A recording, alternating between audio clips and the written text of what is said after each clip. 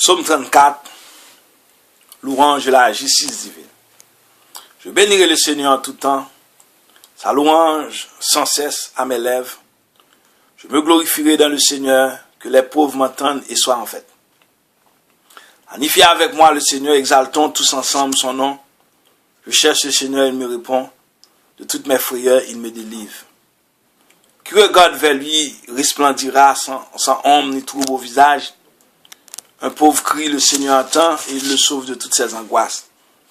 L'ange du Seigneur campe alentour pour libérer ceux qui le craignent. Goûtez, voyez, le Seigneur est bon, heureux qui trouve en lui son refuge. Saint du Seigneur, adorez-le. Rien ne manque à ceux qui le craignent. Les riches ont tout perdu. Ils ont faim. Qui cherche le Seigneur ne manquera d'aucun bien.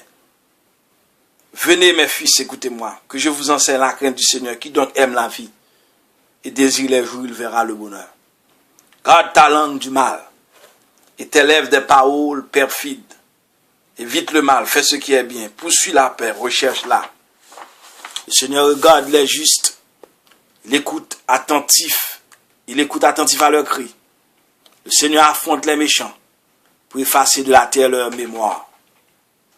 Le Seigneur entend ceux qui l'appellent, de toutes les angoisses il les délivre. Il est proche du cœur brisé, il sauve l'esprit abattu. Malheur sur malheur pour le juste, mais le Seigneur chaque fois le délivre. Il veille sur chacun de ses os, pas un ne sera brisé. Le mal tuera les méchants, ils seront châtiés d'avoir haï le juste. Le Seigneur rachètera ses serviteurs, pas de châtiment pour qui trouve en lui son refuge. À quel genre littéraire appartient le psaume 34? Il n'est pas facile de répondre à la question. Tout dépend du thème que l'on considère comme fondement du poème. Un bref résumé révélera la complexité de l'affaire. Sous le coup d'une cruelle épreuve, un sage en appelle au Seigneur. Sa prière est exaucée, il exprime sa reconnaissance en employant l'alphabétise, procédé littéraire chez aux écrivains de l'époque exilienne et post-exilienne. Dans son enthousiasme, il voudrait que tous les fidèles, surtout les pauvres de l'Éternel, partagent sa joie. Finalement, il donne à qui veut l'entendre un enseignement en bonne et due forme sur la doctrine de la rétribution. Dès lors, quel genre littéraire prédomine, didactique, action de grâce, confiance, louange, compte tenu de ce que nous avons dit préalablement? Nous considérons le psaume 34 comme chant d'action de grâce, mais si nous voulons tenir compte de la recherche contemporaine, nous dirons qu'il s'agit d'un hymne narratif. Outre le prologue et l'épilogue, le psaume se divise en deux grandes parties. L'expérience personnelle du sage, versets 4 à 11, et l'enseignement qui en découle, versets 12 à 22, en termes de structure, nous la présentons comme ci-après. Prologue, bénédiction et louange, versets 2 et 1. Première section, l'expérience du sage, versets 4 à 11. L'invitation à la louange, verset 4. L'expérience personnelle, versets 5 à 8. La pieuse exhortation, versets 9 à 11. Deuxième section, l'enseignement du sage, versets 12 à 22. L'invitation à écouter, verset 12. Une question et sa réponse, versets 13 à 15. Le problème de la rétribution, versets 16 à 22. Épilogue, la confiance du juste, verset 23.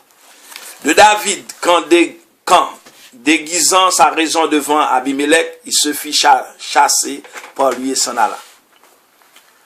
Nous avons déjà dit que les Lévites chantent de l'époque du Second Temple, dont les auteurs des notices historiques insérées dans le titre psaume.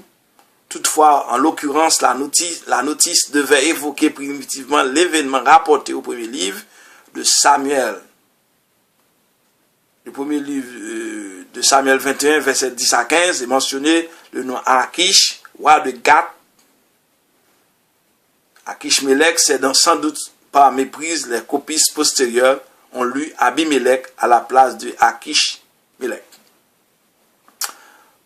Prologue, bénédiction et louange, versets 2 et 3. Les premiers mots évoquent clairement bénédiction et louange envers le Seigneur. Je bénirai le Seigneur en tout temps, sa louange sans cesse à mes lèvres. Davantage encore, le psalmiste désire que les pauvres dont il fait partie jubilent avec lui. Le thème Anawim, les pauvres, qui à l'origine désignait les opprimés, les exploités, a pris au fil du temps un sens spirituel.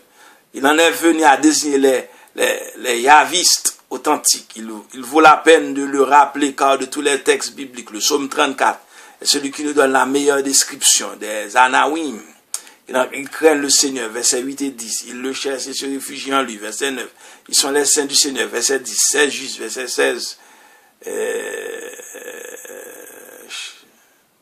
Verset 20 et 22. Et ses serviteurs, verset 23. Ils ont le cœur brisé par le repenti. Ils regardent le visage du Seigneur et en sont intimidés. Ils évitent le mal et font le bien. Pour tout dire, ajoutons que le thème des pauvres de l'Éternel prépare la programmation des béatitudes évangéliques et la foi en un Dieu Père infiniment bon pour ses enfants. Première section, l'expérience du sage, versets 4 à 11. Le Seigneur est intervenu à l'occasion d'une douloureuse expérience qu'a faite le sage, ivre de joie. Il ne cesse plus de louer son sauveur. Et qui plus est, il invite ses amis à jubiler avec lui de la triple division du morceau. Petit A, l'invitation à la louange. Petit B, l'expérience personnelle. Petit C, la pieuse exhortation. Petit A, l'invitation à la louange. L'Israélite ne prie jamais seul. Les liens de l'alliance le rattachaient irrémédiablement à son Dieu et à ses frères. N'empêche que l'individu ne perd pas pour autant sa personnalité. Il n'est donc pas étonnant que le psalmiste fasse part de son expérience personnelle à tous les pauvres de Yahvé ou de l'Éternel. Expérience personnelle, versets 5 à 8. Petit B, on n'en connaît pas la nature, mais 3 versets y font allusion, 5, 7 et 8. Première allusion, verset 5. Trois verbes évoquent les 3 actes qui se sont produits durant son épreuve. Il a cherché le Seigneur. Le Seigneur lui a répondu. Il l'a délivré. Dans les psaumes, chercher le Seigneur signifie aller au temple. On passait souvent la nuit, incubation, pour entendre l'oracle que le Seigneur rendait à l'aurore. Deuxième allusion, verset 7. De nouveau, 3 verbes rappellent 3 actes qui ont jalonné son épreuve. Il a crié, le Seigneur a entendu, l'a sauvé. D'autres psaumes mentionnent des gestes semblables. Ainsi, par exemple, Somme 31, Somme 23, tu écoutais ma prière quand je criais vers toi. Troisième allusion, verset 8. Cette fois-ci, on voit se dresser l'image d'une ville assiégée. L'armée céleste, représentée par l'ange du Seigneur, campe autour de la ville menacée par l'ennemi. C'est dire que le Dieu protège ses amis, les pauvres. Le psaume 127, verset 1er, exprime la même idée. Si le Seigneur ne garde pas la ville, les gardes veillent en vain. Inséré dans ces 3 allusions, il y a le beau verset 6 qui parle de ceux qui regardent vers Dieu. Selon Ravachis, il s'agit de la contemplation. Le verbe hébreu qu'il traduit par contempler décrit comme une pénétration, un approfondissement, une communion entre le contemplant et le contemplé. Et cette expérience mystique se réalise dans la prière et la liturgie. Petit C, la pieuse exhortation, versets 9 à 11. Le psalmiste se tourne maintenant vers ses auditeurs, sans doute ses parents et amis qui assistent à la célébration du sacrifice Toda, c'est-à-dire le louange. Cela est d'autant plus certain que l'on retrouve les versets 9 à 11, le vocabulaire généralement employé pour parler des choses comestibles, goûtées. Le Seigneur est bon, rien ne manque à ceux qui le craignent. Des riches enfin, qui cherchent le Seigneur ne manquera d'aucun bien. Dans le Magnificat, Luc 1er, verset 53, les mêmes images servent à décrire le sort des ennemis des pauvres de Yahvé ou de l'Éternel. Il comble de bien les affamés, renvoie les riches les mains vides. La Bible de Jérusalem, au verset 11 de notre psaume 34, mentionne les jeunes fauves. Elle suit en cela le texte hébreu. Par contre, la traduction du Sautier, les riches, qui vient de la Septante, est beaucoup préférable. On retiendra que l'apôtre Pierre, dans sa première épître, chapitre 2, verset 3, cite notre verset 9 pour montrer que le goût de la parole de Dieu est aussi indispensable pour la croissance chrétienne que le lait pour la vie des nouveau-nés. Deuxième section, l'enseignement du sage, verset 12 à 22. Le sage s'adresse désormais à ses auditeurs comme un maître à ses disciples. La leçon qu'il donne comporte 3 parties. Une invitation à écouter, Petit B, une question à sa réponse. Petit C, le problème de théologie. Petit A, l'invitation à écouter verset 12. Venez mes fils, écoutez-moi. C'est par ces mots ou par des formules équivalentes que les sages anciens invitaient leurs disciples à écouter leur enseignement. Pour s'en convaincre, on n'a qu'à consulter le livre des Proverbes. Proverbe 1er, verset 8. Proverbe 2, verset 1er. Proverbe 3, verset 1er. Proverbe 4, verset 1er, etc. Petit B, une question et sa réponse, verset 13 à 15. La question posée au verset 13 revient à ceci. Qui ne désire pas le bonheur?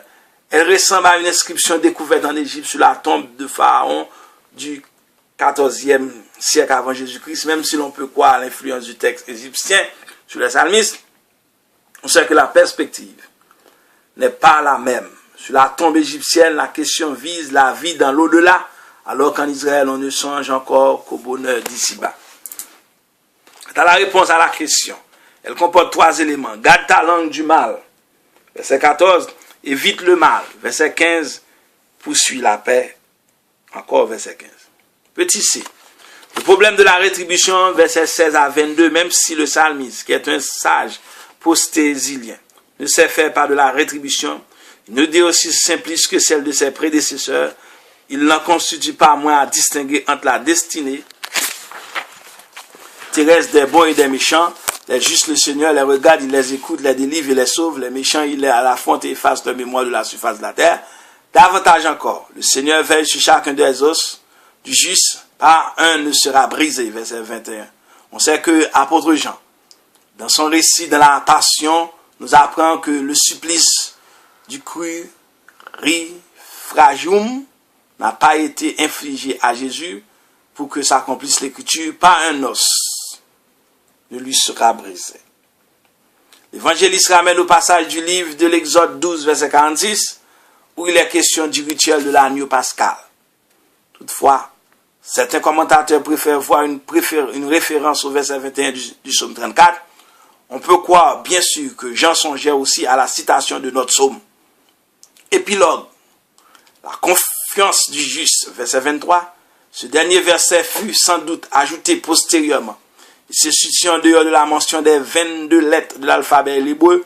D'ailleurs, en Israël, on n'aimait pas qu'un texte liturgique finisse par une malédiction. Tel serait le cas sans l'ajout du verset 23. Gloire à Dieu. À très bientôt pour le psaume 35. C'était le psaume 34. Et comme titre, psaume 34, louange de la justice divine. Maintenant, et très bientôt, nous allons voir le psaume 35, qui est la prière du juste persécuté. À très bientôt.